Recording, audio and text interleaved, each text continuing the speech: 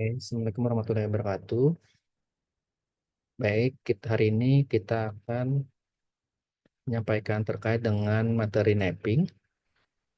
Nah, adapun slide-nya sebagai berikut, mana kita tahu dalam gambar ini ada dua gambar nih.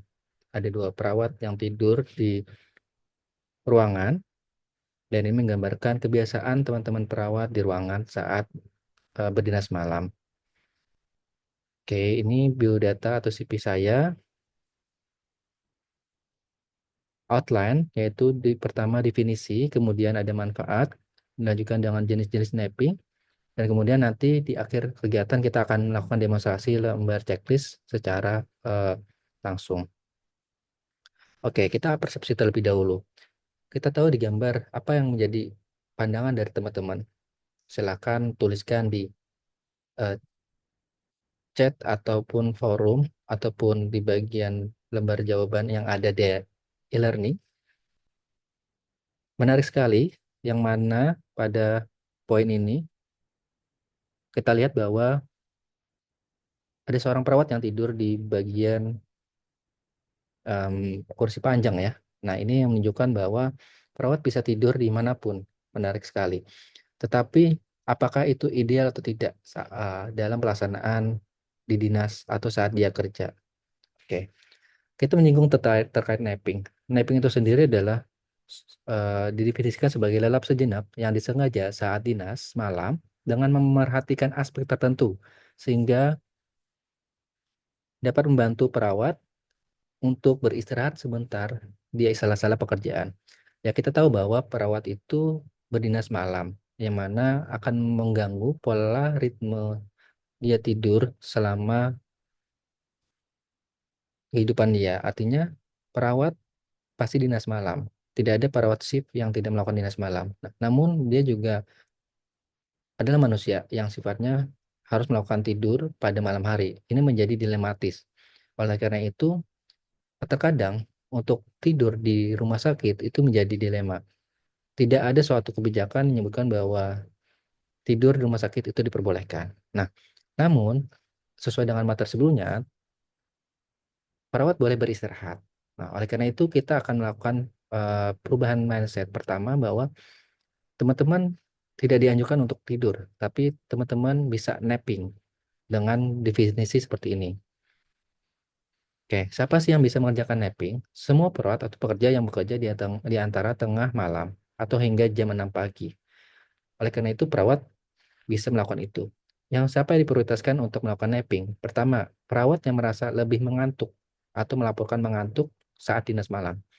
Kemudian perawat yang sudah shift malam pada hari sebelumnya, yang mana mengalami kekurangan tidur sebelum shift pertama atau bekerja 3 shift berturut-turut. Artinya dia sudah shift sebelumnya untuk shift malam. Perawat dengan perjalanan berkendara lebih dari 20 menit dan itu mengalami atau melintasi jalan yang cukup jauh atau tinggal jauh dari tempat kerja.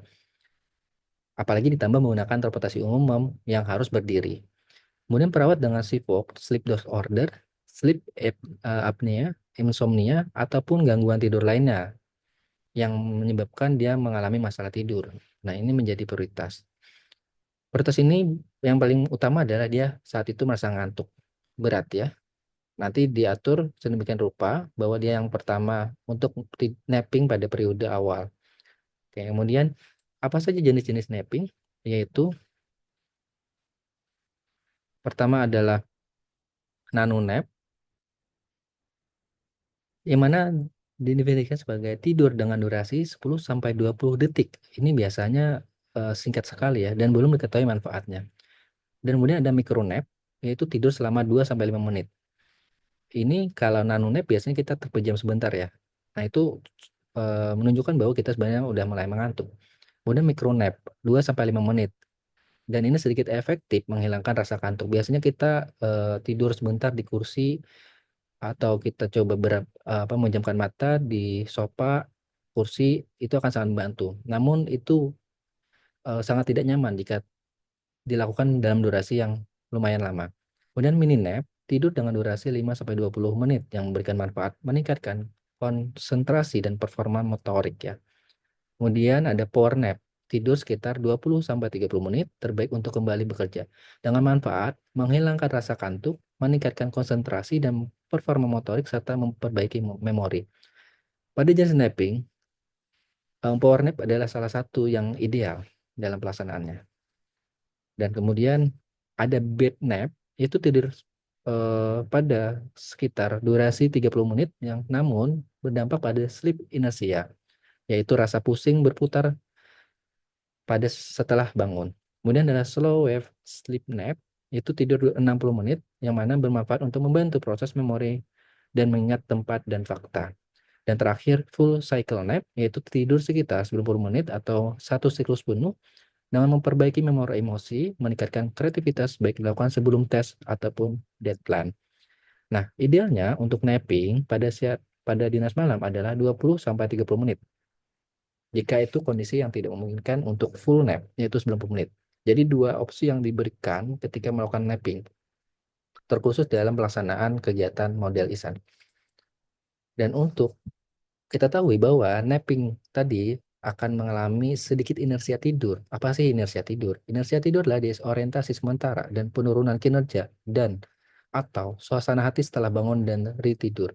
Kadang-kadang kita nggak merasa nyaman, rasa eh, pusing, dan ini karena posisi waktu saat nap itu tidak pas.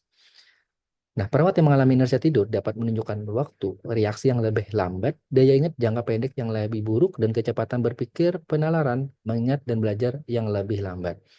Oleh karena itu, inersia tidur perlu dihindari pada perawat melakukan nap, khususnya di dinas malam. Inersia tidur lebih panjang di jam 4 sampai 5 subuh. Nah, ini yang perlu dihindari. Jam 4 sampai 5 subuh itu dianjurkan tidak melakukan nap. Jadi, nanti kita akan menyampaikan bahwa tidur nap itu di antara 00.30 sampai maksimal pukul 4. Dan itu dibagi 2 periode. Kita akan bertugas pada sebagian checklist. Nah, kemudian kenapa perawat perlu napping saat dinas malam? Oke, manfaat napping kita tahu bahwa menghasilkan peningkatan kewaspadaan. Oleh karena itu, perawat perlu napping untuk menghasilkan peningkatan kewaspadaan, sehingga bisa lebih fokus dalam mengerjakan tindakan yang sifatnya eh, penting di saat dinas malam. Kita ketahui bahwa selain itu manfaat yang lain kecepatan pemrosesan otak kita juga dan meningkatkan memori serta menghilangkan kelelahan dan stres. Pada umumnya, napping dilakukan untuk memberikan manfaat menghilangkan rasa ngantuk, lelah, dan meningkatkan kewaspadaan. Yang mana kita tahu ketika perawat mengalami ngantuk sedikit pun itu akan berdampak pada safety perawat dan safety pasien. Nah, namun yang perlu dipertegas bahwa napping saat dinas bukan pengganti tidur teratur dan lama di malam hari. Artinya, jangan berpikir bahwa tidur di rumah bisa tergantikan dengan tidur rumah sakit. Itu dua hal yang tidak bisa disamakan. Kenapa? Karena saat di rumah sakit, kondisi ruangan yang bunyi-bunyi, ting-tong, dan tanggung jawab terhadap pasien yang harus dikerjakan itu berbeda sekali ketika tidur di rumah. Nah, oleh karena itu, napping di sini dikondisikan seperti dan senyaman mungkin. Yang mana kita tahu nanti ada item-item yang diharapkan dalam pelaksanaan napping. Pada kesimpulannya, napping bukan pengganti tidur untuk tidur malam hari. Oke, kondisi napping yang ideal. Kira-kira dari tiga gambar ini mana yang ideal? Oke, kita mulai dari gambar pertama yang di sebelah kiri. Tampak seorang perempuan atau perawat perempuan yang tidur di meja. Kira-kira ideal? Oke. Nah, oke, ternyata tidak ideal. Kemudian ada gambar nomor 2, yaitu seorang perawat laki-laki tidur di kursi panjang. Tampaknya melipat juga ya tangannya. Oke, kita akan lihat ini tidak ideal. Nah, dua gambar ini tampak tidak ideal karena posisi dan kondisi yang tidak nyaman. Kalau dilakukan dalam durasi lumayan lama, setengah jam lumayan lama. Dan ini berdampak pada kenyamanan pasca bangun. Oke, yang ideal adalah bagian kanan. Ketika napping, perawat bukan berarti tidak boleh tidur senyaman mungkin. Ya, silakan napping, namun tanggung jawab dilimpahkan atau didelegasikan kepada temannya. Dan saat napping pun dipersilakan untuk melakukan senyaman mungkin, sehingga memberikan dampak kenyamanan, sehingga pada akhirnya kewaspadaan bisa lebih optimal dan juga kelelahan berkurang. Pada kondisi tata laksana napping yang perlu diperhatikan, pertama, sebelum napping, perawat memastikan bahwa tugas dan tanggung jawabnya dapat didelegasikan kepada perawat lainnya. Ini yang paling penting. Harus ada delegasi tugas. Namun tugas yang dimaksud bukan tugas untuk mengerjakan dari awal, tapi bagian-bagian yang sebenarnya menjadi kondisi yang tidak memungkinkan. Misalnya ada pasiennya yang misalnya melimpahkan pasien dan kemudian di saat dia tidur ada kondisi yang harus ganti botol infus atau sifatnya ringan, maka itu bisa dilakukan. Namun kalau tugas-tugas yang sifatnya wajib untuk dirinya seperti melakukan asuhan, nah itu tetap dikembalikan pada perawat itu sendiri, bukan didelegasikan, khususnya pada saat dinas malam.